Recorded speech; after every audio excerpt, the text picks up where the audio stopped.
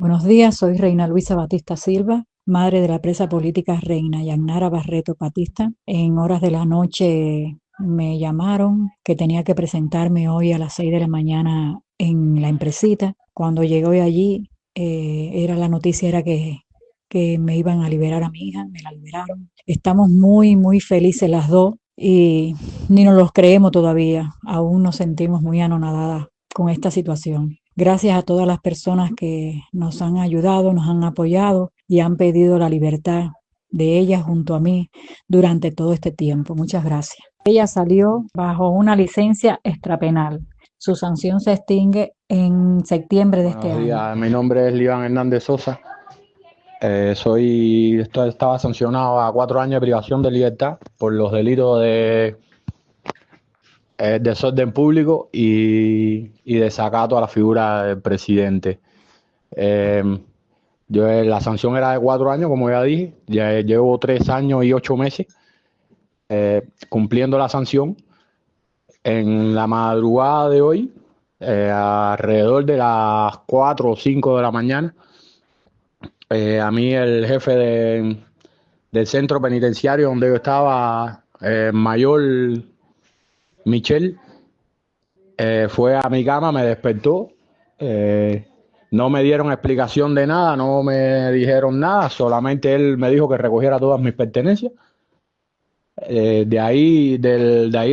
destacamento donde yo dormía ahí, con los demás internos que habíamos ahí, me trasladaron para un salón fuera del penal, y ahí me estuvieron esperando ahí hasta alrededor de las 6 de la mañana más o menos, que vinieron otros oficiales de prisiones y unos oficiales de la seguridad del Estado. Esperaron a que llegara mi esposa, que era mi familia, que ya por la madrugada ellos la habían llamado de que se me iba a dar a escarcelar, de que ella tenía que ir ahí. Allí se reunieron con nosotros.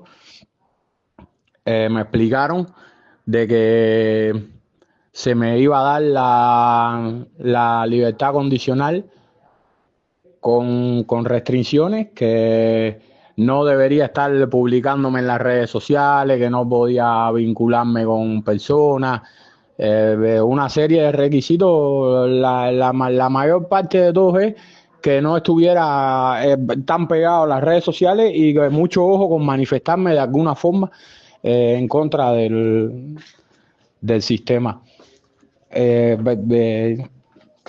Ya a las 6 y un poco, ya entonces ellos me dieron una carta de libertad, me dieron unos papeles, me dieron 72 horas para presentarme en la unidad de policía, para registrarme en la unidad de policía, y el día 27 tengo que presentarme en el tribunal provincial de aquí de Santa Clara, en la sala donde a mí me sancionaron. Tengo que presentarme frente a la jueza de ejecución ahí el día 27 de este Primeramente, mismo me mes. parece muy positivo. Es una cuestión humanitaria de primera magnitud que salgan de las prisiones todas esas personas que llevan 3 años injustamente, que están en condiciones de vida deplorables, que están pasando enfermedades y necesidades, que algunos han muerto ya, y que sus familiares llevan muchísimo tiempo presionando, y parte de la sociedad civil cubana, por la libertad. Ojalá que esa noticia no venga con presiones para exiliar obligatoriamente a estas personas. Cuba es su país y ellos, si deciden quedarse acá, deben tener todos sus derechos respetados. Me parece verdaderamente lamentable que el presidente Biden haya esperado 6 días antes de salir del gobierno para tomar una decisión como esta, porque supongo que si están sacando a Cuba de la lista de países patrocinadores de terrorismo, que no tenían razones para que estuviera allí, y haberlo hecho entonces tan tardíamente realmente es algo lamentable, porque las sanciones, recordemos que no son solo sobre personas o instituciones evidentes violadoras de derechos humanos, sino es contra todo un país, contra toda una ciudadanía, a la cual evidentemente este tipo de sanciones hay una consecuencia negativa. Me parece también que el hecho de que se interrumpa la aplicación del capítulo de la Helburton, que la hace extraterritorial, es respetar de algún modo las reglas del juego establecido en el derecho internacional. Me parece cuestionable un párrafo, sin embargo, que aclara que se eliminará la lista restringida, porque entonces ahí sí, la violación de derechos humanos en esta etapa de libre Internet en Cuba es tan evidente, son casos estudiados, son casos seguidos por legalistas, por personas que han estado al tanto de todo esto, denunciados por las familias, denunciados por las personas, que realmente yo sí creo que tiene que existir sanciones sobre determinadas entidades o personas que se prestan para violar los derechos humanos, a veces desconociendo los propios derechos establecidos por la Constitución de la República. Entonces, en ese sentido sí me parece cuestionable. Pero en general la política de sanciones lo que ha hecho es permitirle al gobierno cubano una justificación histórica que no es tal. El problema cubano no depende del diferendo Cuba-Estados Unidos, que nuestro gobierno, el gobierno de Cuba, siempre ha querido verlo de esa manera porque le es mucho más cómodo. El problema cubano esencialmente es un problema interno entre un Estado represor, entre un Estado dictatorial y una ciudadanía desprovista de todo tipo de derechos, y además de eso, las personas de cualquier ideología política son excluidas por el poder. Entonces, los presos políticos son consecuencia de esto, no son la causa. Cualquier negociación que el Estado cubano se preste a hacer con un gobierno extranjero sobre la base de sus presos políticos, en primer lugar, desconoce la lucha interna, y cuando digo interna me refiero a nación, o sea, los cubanos que están en Cuba y los que están en otros lugares, las familias de esos presos que llevamos años luchando y exigiendo su liberación,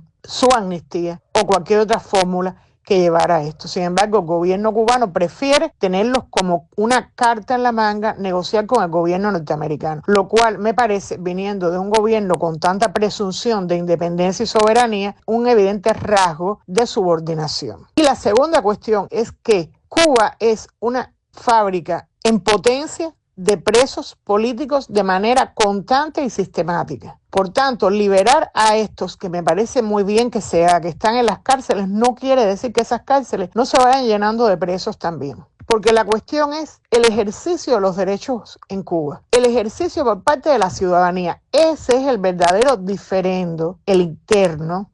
Y cuando digo interno me estoy refiriendo también a los derechos de nuestros compatriotas que están fuera de Cuba, que a muchos no se les permite entrar, que se privan de sus derechos también, que se intenta coaccionar y chantajear a sus familias. Cuando me refiero a interno me estoy refiriendo a un problema cubano entre un Estado represivo con una estructura política excluyente y una ciudadanía sin derechos. Esa es la verdadera causa del problema. Los presos son la consecuencia de ese problema. Y eso es muy importante que se tenga en cuenta, porque la estructura política que existe en Cuba no depende de los Estados Unidos. Y cambiarla tampoco dependerá de la relación con los Estados Unidos. Por eso es importante que no se vea como una victoria. No hay tal victoria. Yo creo positivo, y lo repito, sacar a los presos de las cárceles. Yo creo positivo que Cuba no esté en una lista porque no debía estar. Pero yo no creo que nadie deba enfocarse en que esto soluciona un problema. Esto va a atender las consecuencias de un problema, no las causas. Quisiera que sacaran a Cuba nunca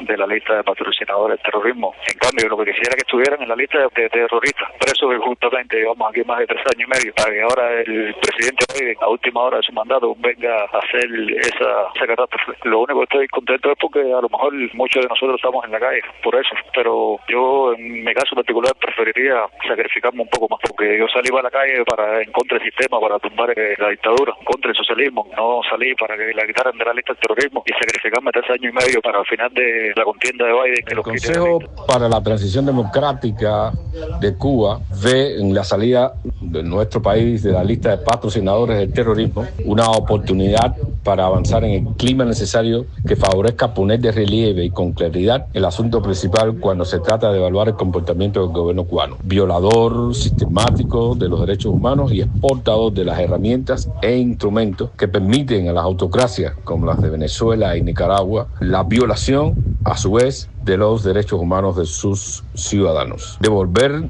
el conflicto a su terreno principal, el que existe entre el gobierno cubano y su sociedad, es la mejor estrategia.